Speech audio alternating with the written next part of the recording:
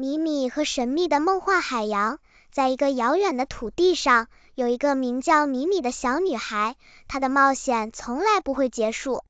这次，米米和她的朋友们小兔露露、小鸟点点和小猴子多多来到了一片神秘的梦幻海洋。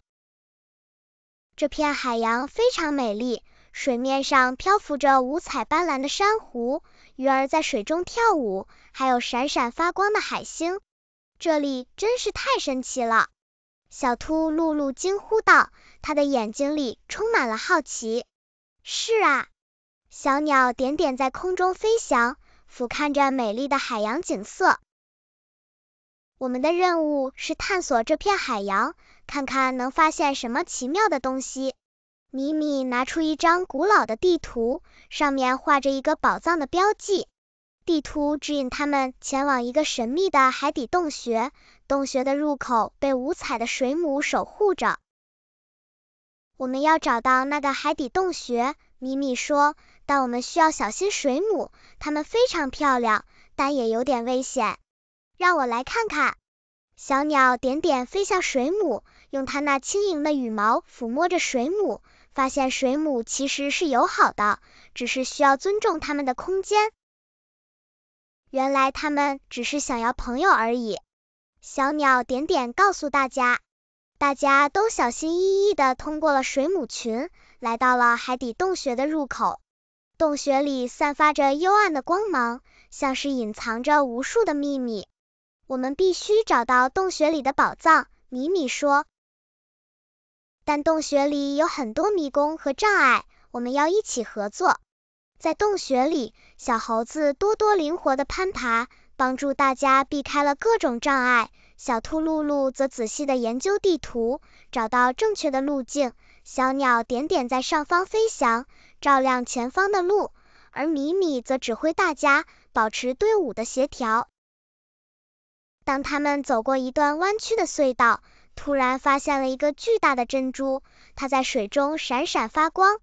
珍珠的旁边有一只大章鱼，它用触手守护着珍珠。大章鱼看起来很厉害，我们要怎么过去呢？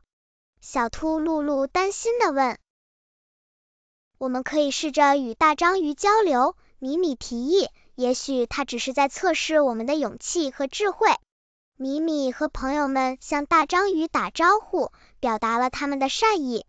大章鱼微笑着说，你们非常勇敢，也懂得合作。这颗珍珠代表着你们在这次冒险中学到的智慧和友谊。大章鱼伸出触手，轻轻地把珍珠交给了米米。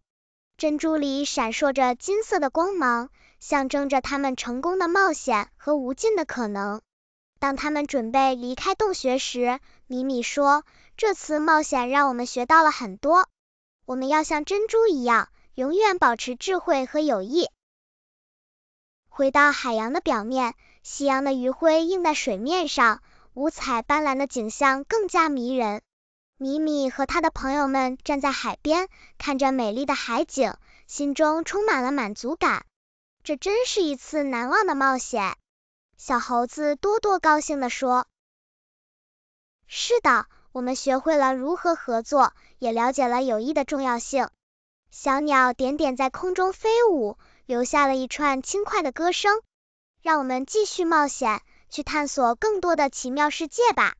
米米提议，他的眼睛里闪烁着兴奋的光芒。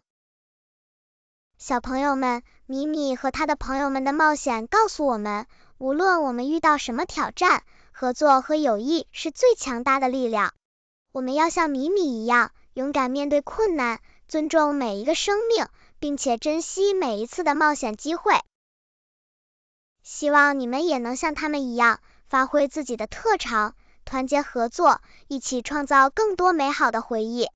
每一个冒险都是成长的步伐，每一次挑战都是学习的机会。如果觉得故事好听，要请爸爸妈妈订阅按赞哦。